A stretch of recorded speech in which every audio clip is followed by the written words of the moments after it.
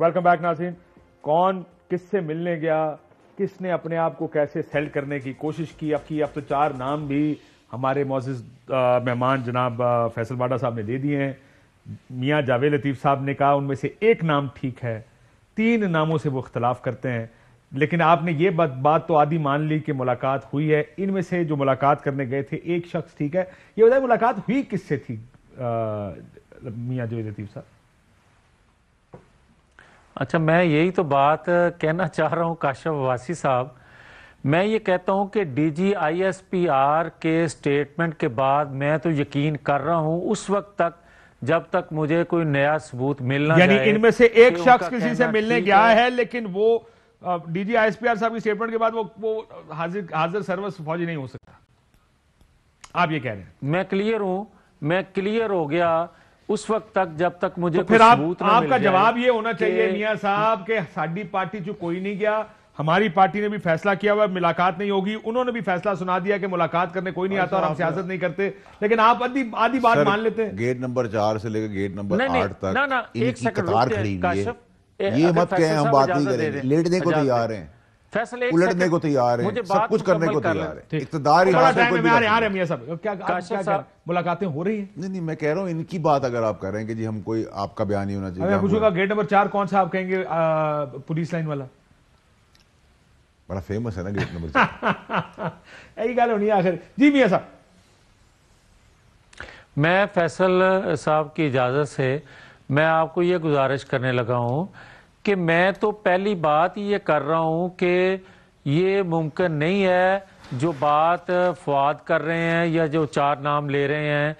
हाँ, मैं ये ज़रूर कह रहा हूँ कि ख्वाहिश हो सकती है 4-6 लोगों की, मगर मिले किससे हैं उसके बाद मैं 4-5 जो नाम ये कह रहे हैं मैं करेक्ट बता दूंगा कि किससे मिले हैं, क्योंकि इतना तो मुझे अंदाजा होगा। और अब मैं सर क्या बात कर रहे हैं बात मान लो, अब तो मुझे मिलने वालों का नाम बताओ, मैं बता दूंगा कौन कौन मिला। इसका मतलब आपको पता है कौन कौन जाके मिला है, आप कंफर्म कर रहे हैं मुलाकातें हुई? अच्छा नहीं यार, नहीं, एक सेकंड, मैं ये बात कंफर्म कर रहा हूं कि बात ये कर रहे हैं फैसल के वो पुलिस वाले हो सकते हैं, वो दीगर अदारों के लोग हो सकते हैं। तो मैं अगर पुलिस वाले से कोई मिलेगा तो जिसका ज्यादा तल्लुक पुलिस वाले से है उसका नाम लूंगा, किसी और अदारे से नाम लेंगे तो जिसका उस अदारे से ज्यादा तल्लुक होगा उसका नाम ले लूंगा। मुझे गल करने नहीं है, मेरी गल सुनो, नून हो गए, असूल की बात करने को कोई तैयार नहीं। कहा था सर, देखिए सर, जब सर रिपोर्टें गलत बनी, झूठी बनी, शोर हुआ, मैंने प्राइम मिनिस्टर से कहा कैबिनेट के अंदर कि सर इस मुल्क के अंदर बर्थ सर्टिफिकेट पैदा होने से पहले बन जाता है, आईडी कार्ड मरने के बाद हो जाता है, आईडी कार्ड के बेसिस पे वोट डल जाता है, बंदा मर चुका होता है। उस मुल्क की रिपोर्टों पे आप कर रहे हैं यकीन। देखिए ये किस असूलों की बात कर रहे हैं? वो रिपोर्टें आज उसके बाद से कभी आई नहीं, जहाज उड़ने के बाद आज तक नहीं, क्योंकि उस मुल्क में सजा और जजा का निजाम है। आपने कुछ अब ये बोर्ड बनाया, क्या करेगा ये बोर्ड? कुछ नहीं। ओके, चले मेरे सवाल का जवाब दें। एक बोर्ड आज बनाया, आज आ गई जनाब 17 जनवरी 2022। मुझे ये बताएं, ये बोर्ड बना आपका, मियां साहब को गए हुए कितना अरसा हो गया? 17 महीने। 17 महीने के बाद आपको क्यों याद आया कि आपको ये बोर्ड बनाना चाहिए? कई दफा 17 महीने बाद समझ आती है कि जाली रिपोर्टें थी। आपको क्या पहले दिन, अगर आपको पहले दिन आप ज्यादा समझदार है बाकियों से कि आपको पहले दिन समझ आ गई और पंजाब हुकूमत को 17 महीने बाद समझ आई? सर हम तो कारोबारी लोग हैं, चीजें होने से पहले समझ जाते हैं और तो मुल्क का हिस्सा है, मुल्क के सिस्टम। क्या वजीर आजम थोड़ा से इस मामले में कम अकल वाक़या हुए कि उनको 17? वजीर आजम ईमानदार आदमी, हर आदमी को अपनी आंख और अपनी जैसा समझते हैं। सबसे बड़ा इशू ही प्राइम मिनिस्टर का है, जो हर आदमी को अपने जैसा समझते हैं। And you trust everyone. That's you call it. 17 महीने में प्राइम मिनिस्टर को नहीं पता चला कि मियां साहब बीमार नहीं थे, वो फुदुल आ गए? नहीं, I think that PM was quite convinced later on.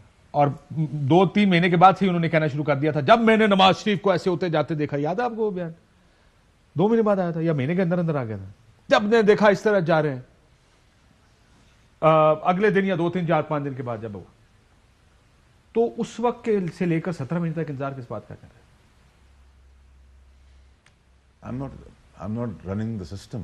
System इस मुल्क का नहीं है ना। सिस्टम नहीं सर। कन्विक्शन के बाद पूरी दुनिया के अंदर कन्विक्शन के बाद कोई जा सकता है इस मुल्क के अंदर? अच्छा मुझे बताया जाए 27 महीने हुए।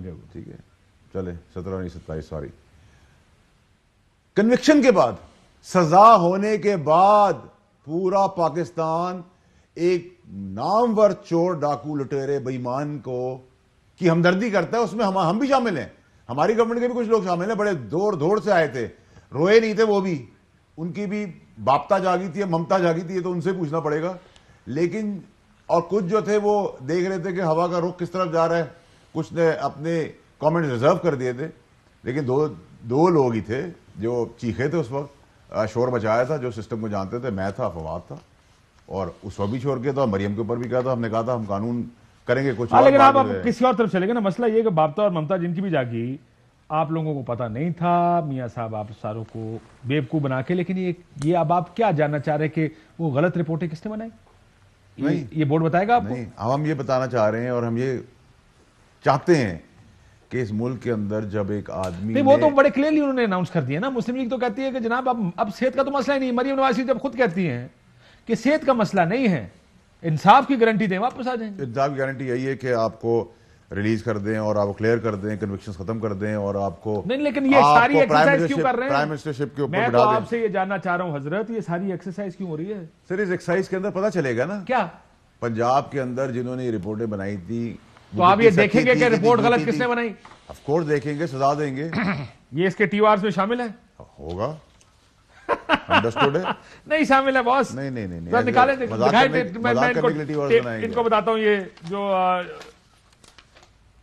चलाएं सर स्क्रीन के ऊपर जो नोटिफिकेशन है, ये पढ़े आपके सामने नोटिफिकेशन है जी। तो इतनी स्पीड से तो जरा 100 ऊपर ले जाएं जी। हाँ जी, फेडरल कैबिनेट ने यह फैसला लिया है जो 11 जनवरी की मीटिंग में अटॉर्नी जनरल ने कम्युनिकेट किया। Competent authority please constitute special medical board, जिनके अंदर ये सारे लोग शामिल होंगे, regarding the physical condition of Mian Nawaz Sharif and his ability to travel back to Pakistan.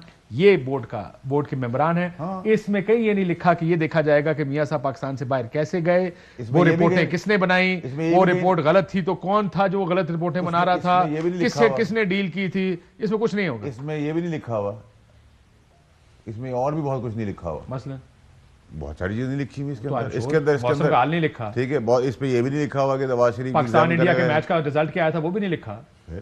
क्या क्या चाहते हैं इसमें, क्या लिखा होना चाहिए? लिखा नहीं होना चाहिए, हमें तो पता जो होना है।